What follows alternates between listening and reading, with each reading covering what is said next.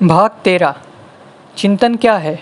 विचार और क्रिया, चुनौती, पदार्थ, विचार का आरंभ। अब हम इस प्रश्न की छानबीन करें कि चिंतन क्या है। अपने दैनिक जीवन क्रम में सावधानी के साथ तर्कपूर्ण और विवेकपूर्ण ढंग से किए गए विचार का महत्व क्या है, और वह कौन सा विचार है जिसका कोई महत्व नहीं है। जब तक हमें विचार के इन दोनों रूपों की समझ नहीं हो जाती, तब तक संभवतः हम उस चीज़ को नहीं समझ सकते जो इससे कहीं गहरी और गूढ़ है और जिसे विचार छू भी नहीं सकता। चिंतन क्या है? स्मृति क्या है? विचार कैसे उत्पन्न होता है? विचार किस प्रकार हमारे क्रियाकलापों को संस्कारबद्ध कर देता है?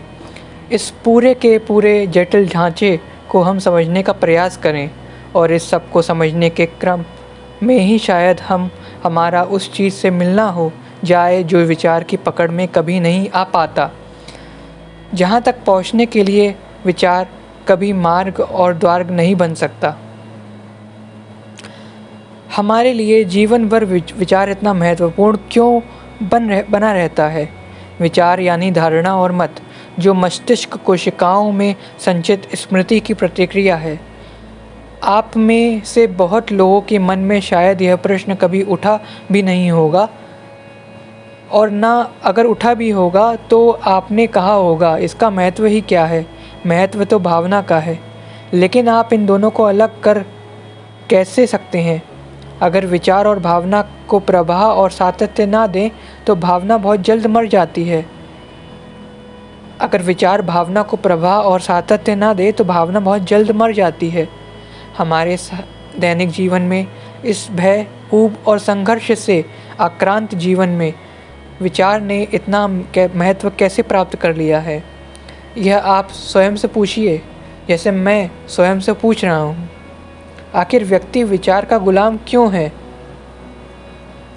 धूर्त और चालाक विचार जो संगठित कर सकता है, जो नित्य नई चीज़ों की शुरुआत कर सकता है, जिसने इतना कुछ आविष्कार कर डाला है, इतने सारे युद्धों को जन्म दिया है, इतना भय, चिंता और उपद्रव पैदा किया है, जो हर समय हमेशा प्रतिमाएं बनाने में लगा है, और जो अपनी ही पूंछ को पकड़ने का प्रयास कर रहा है।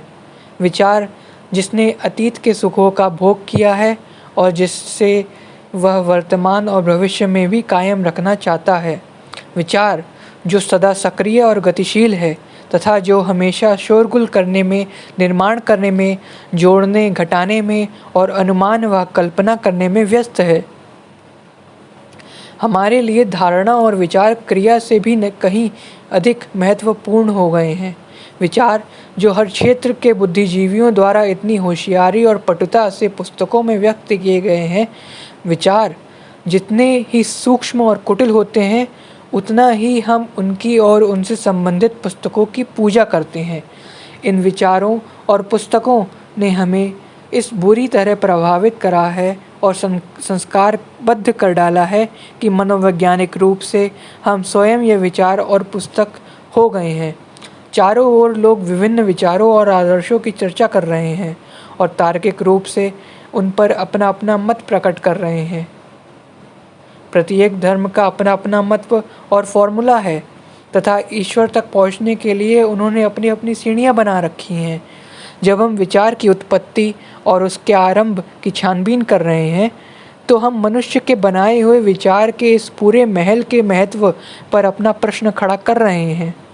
हम यहाँ जानबूझकर विचार को क्रिया से अलग रख रहे हैं, क्योंकि विचार सदा अतीत से जुड़ा हुआ है, जबकि क्रिया साक्षात वर्तमान है, अर्थात जीना वर्तमान में होना है। लेकिन चूँकि हम जीने से डरते हैं, इसलिए विचार के रूप में अतीत हमारे लिए इतना महत्वपूर्ण हो गया है। अपने ही मन में उठते हुए विचारों को देखना सचमुच जितना रोचक और मज़ेदार है, कैसा कोई सोचता है, इसका निरीक्षण करना, वह प्रतिक्रिया जिससे विचार कहा जाता है, कहाँ से निकलता है और प्रकट होता है, स्पष्टतः स्मृति से। क्या विचार का कोई आरंभ या आरंभ क्षण या आरंभ बिंदु होता है? अगर होता है तो क्या हम उसे पकड़ सकते हैं? क्योंकि वहीं पर स्मृति की गतिविधि शुरू हो जाती है। अगर हमारे पास कोई स्मृति हो ही ना तो विचार कहाँ से आएगा। हम देख चुके हैं कि किस तरह विचार कल हमने जो कुछ सुख पाया उसके अस्तित्व और सातत्य को कायम रखता है। इसी तरह यह सुख के विपरीत दुख और भय को भी बनाए रखता है। इस तरह अनुभवकर्ता जो विचार करता है स्वयं वह सुख और दुख है, और वही सत्ता भी है जो सुख और दुख को पोषण और जीवन देता है। लेकिन विचारकर्ता सुख को दुख से अलग कर देता है। वह यह नहीं देख पाता कि सुख की चाह और मांग के कारण ही वह भय और दुख को निमंत्रित कर रहा है। मनुष्य के परस्पर संबंधों में विचार हमेशा सुख की मांग करता है, लेकिन उसने इसे छिपाने के लिए कुछ आकर्षक और भड़कीले शब्द गढ़ लिए हैं, जैसे निष्ठा और एवं वफा, बांटना, दान करना, सहारा देना, सहायता और सेवा करना। मुझे आश्चर्य होता है कि हम सेवा करने पर इतने क्यों तुले रहते हैं। पेट्रोल पंप का स्टेशन बड़ी अच्छी सेवा देता है। इन शब्दों का क्या अर्थ है? देना, सहायता करना, सेवा करना। आखिर यह सेवा करना क्यों, किस लिए? रंग, सौंदर्य और सुवास से भरा फूल क्या कभी कहता है मैं बांट रहा हूँ, सहायता और सेवा कर रहा हूँ? फूल तो बस केवल है, और चूंकि यह कुछ करने की चेष्टा नहीं कर रहा है, इसलिए यह पूरी पृथ्वी पर छाया हुआ है। विचार इतना कुटिल होता है कि यह अपनी सुविधा के लिए हर चीज़ को तोड़ मरोड़ कर विकृत कर देता है। सुख पाने के प्रयास में विचार अपने लिए केवल बंधन और दास्ता पैदा करता है। हमारे सभी परस्पर संबंधों में विचार के कारण ही द्वैत पैदा होता है। हम सबों के भीतर हिंसा मौजूद है जो एक तरह का हमें सुख देती है, लेकिन हमारे भीतर शांति की भी इच्छा है, भद्र और दयालु होने की भी चाह है, और यह द्वैत हमारे जीवन में हर समय चलता रहता है। इस द्वैत और विसंगति का जन्मदाता विचार है।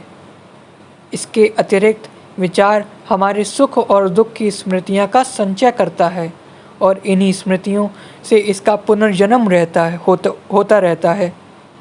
अतः जैसा मैंने पहले ही कहा है, विचार अतीत है, विचार सदा पुराना है। चुनौती अपने आप से सर्वदा नई होती है, लेकिन चूंकि हम हर चुनौती का सामना अतीत की भाषा में करते हैं, इसलिए हमारा यह सामना करना बिल्कुल अधूरा और अपर्याप्त होता है। यही कारण है कि हम विसंगति, संघर्ष, दुख और दुर्दशा के शिकार हो जाते हैं। हमारा छोटा सा मस्तिष्क, चाहे यह जो कुछ करे, हमेशा संघर्ष में रहता है। चाहे यह अनुकरण और अनुसरण करे, दमन करे, बदलने की कोशिश करे, नई ऊंचाइयों को छूना चाहे, नई अनुभूति पाने के लिए या अपने को फैलाने के लिए नशों का सेवन करे, अर्थात संघर्ष में डूबा यह मन और मस्तिष्क चाहे जो कुछ भी करे, वह इसके लिए एक नए संघर्ष का कारण बन जाएगा। जो लोग बहुत अधिक सोचने विचारने का काम करते हैं, वह उतने ही पदार्थवादी होते हैं, क्योंकि विचार पदार्थ ही तो है। विचार पदार्थ है उतना ही जितना कि हमारे कमरे का फर्श, दीवार या टेलीफोन पदार्थ हैं। ऊर्जा जब एक ढांचे के भीतर कार्य करती है तो पदार्थ बन जाती है। इस तरह जगत में ऊर्जा का भी अस्तित्व है और पदार्थ का भी। पूरा जीवन यानी यह पूरी सृष्टि इन दोनों का खेल है। भले ही हम यह पता न चले, लेकिन विचार पदार्थ है। विचारधारा और सिद्धांत के रूप में विचार कुछ भी नहीं बल्कि पदार्थ है। जो जहाँ भी ऊर्जा है वहाँ पदार्थ हो सकता है। पदार्थ और ऊर्जा परस्पर संबंधित हैं। एक के बिना दूसरे का अस्तित्व संभव नहीं है, और इन दोनों के बीच जितना ही सामंजस्य और तालमेल होगा उतना ही संतुलन पैदा होगा। मस्तिष्क की कोशिकाएं उतना ही सक्रिय होंगी। विचार ने सुख, पीड़ा और भय के एक ढांचे को खड़ा कर लिया है, और इसी के भीतर वह हजारों वर्षों से कार्यरत है। विचार के लिए इस ढांचे को तोड़ पाना असंभव है, क्योंकि यह ढांचा विचार द्वारा ही निर्मित है। एक नए तथ्य को विचार तत्काल नहीं देख पाता, वह इसे बाद में समझ सकता है। शाब्दिक रूप से। अगर कोई तथ्य बिल्कुल ही नया हो तो वह विचार के लिए वास्तविकता नहीं है, इसलिए वह विचार की समझ से परे है। विचार किसी मनोवैज्ञानिक समस्या को कभी हल नहीं कर सकता। विचार चाहे कितना ही धूर्त, चालाक और पंडित हो, आवश्यकता और बाध्यवश चाहे यह कितना ही वैज्ञानिक निर्माण कर ले, नया से नया कंप्यूटर बना ले, लेकिन विचार स्वयं पुराना का पुराना ही रहता है। इसलिए यह किसी भी जबरदस्त और प्रचंड प्रश्न के सामने निरुत्तर हो जाता है। पुराना मस्तिष्क भला जीने की असीम समस्या को कैसे हल कर सकता है? विचार बेईमान और चालबाज होता है, क्योंकि यह जो चाहे गढ़ लेता है, जो है ही नहीं उसे भी देख लेता है। यह किसी भी तरह की चालाकी कर सकता है, इसलिए इस पर निर्भर नहीं रहा जा सकता। लेकिन आप क्यों सोचते हैं, कैसे सोचते हैं, इसके पूरे ढांचे को अगर आप समझते हैं तथा जिन शब्दों का आप प्रयोग करते हैं अपने दैनिक जीवन में, लोगों से आप जिस ढंग से मिलते जुलते हैं और व्यवहार करते हैं, अपने आपके बात करने का जो ढंग है, आपके चलने का जो ढंग है, आपके खाने का जो ढंग है, अगर आप इन सब के प्रति सजग, सतर्क और सचेत रहते हैं तो आपका मन आपको धोखा नहीं दे सकता। तब वहाँ कोई धोखा देने खाने वाला भी नहीं होता। तब मन किसी चीज़ की मांग नहीं करता, किसी चीज़ का मालिक नहीं होना चाहता। तब यह हावी होने की कोशिश नहीं करता। ऐसा मन असाधारण रूप से शांत, संवेदनशील, कोमल और एकाकी होता है, और ऐसी अवस्था में किसी भी तरह का धोखा और छल कपट असंभव है।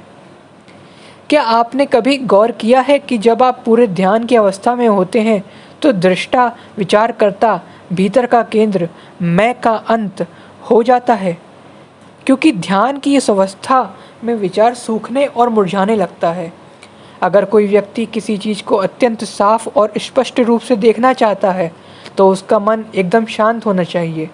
उस समय यह आवश्यक है कि मन में सारे शोरगुल और शब्दों को, पूर्वाग्रहों को, प्रतिमाओं और चित्रों को अलग कर दिया जाए। और इसी शांत स्थिति में आप विचार के उदय और आरंभ को देख सकते हैं, ना कि जब आप किसी चीज़ की खोज कर रहे हैं, प्रश्न पैदा कर रहे हैं और उनके उत्तर की प्रतीक्षा कर रहे हैं। विचार का आरंभ क्षण कौन सा है?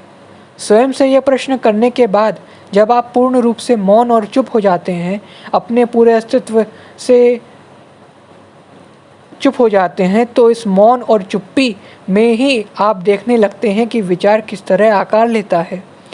अगर इस बात का पूरा होश और ध्यान हो कि विचार किस तरह आरंभ होता है, तो इसको नियंत्रित करने की आवश्यकता ही नहीं पड़ती। हम अपने जीवन का बहुत सारा समय और ढेर सारी ऊर्जा बर्बाद कर डालते हैं, न केवल अपने दैनिक क्रियाकलापों में, बल्कि विचार को नियंत्रित और दिशा निर्देश करने में।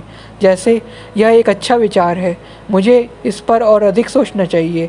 यह एक भद्दा विचार है, मुझे इस पर और अधिक सोचना नहीं चाहिए, तुरंत दबा देना चाहिए। इस तरह एक विचार और दूसरे विचार के बीच हर समय युद्ध चलता रहता है। एक इच्छा दूसरी सभी इच्छाओं को, एक सुख दूसरे सभी सुखों को दबाने में लगा रहता है। लेकिन अगर विचार के आरंभ में के प्रति सजगता और होश है, तो विचार के भीतर कोई विसंगति और अंतर्विरोध नहीं होता। विचार सदा पुराना है, यह समय ही दुख है। जब आप इस तरह के वक्तव्यों को सुनते हैं तो विचार तत्काल इसका रूपांतर और व्याख्या करने लगता है। लेकिन यह रूपांतर और व्याख्या बीते हुए कल के अनुभव के और ज्ञान पर आधारित है। आप इसकी व्याख्या निश्चय ही अपने संस्कारबद्ध मानसिकता के अनुसार करेंगे। लेकिन अगर आप इन वक्तव्यों को केवल देखें और इनकी व्याख्या ना करें, बस उनकी ओर अपना पूरा ध्यान, एकाग्रता नहीं, ध्यान दें, तो आप पाएंगे कि वह ना देखने वाला बचा, ना देखी जाने वाली वस्तु, ना विचार करने वाला बचा और ना विचार। यह मत पूछें पहले किसका अस्तित्व होता है। यह एक होशियारी भरा तर्क है जिससे कुछ हल नहीं होता। आप अपने भीतर यह देख सकते हैं कि जब तक आप विचारों से खाली रहते हैं, जिसका अर्थ यह नहीं कि आप स्मृति लोप या विस्मरण के शिकार हो गए हों।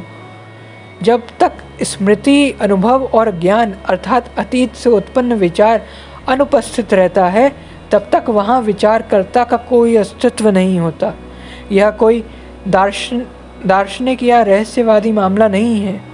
हम यहाँ मस्तिष्क वास्तविक तथ्यों की बात कर रहे हैं, और अगर आप इस यात्रा में यहाँ तक चलते गए हैं तो आप देखेंगे कि आप किसी चुनौती का सामना पुराने मस्तिष्क से नहीं करेंगे। तब हर चुनौती आपके लिए नई होगी और आप उसका सामना एकदम नए ढंग से करेंगे। धन्यवाद।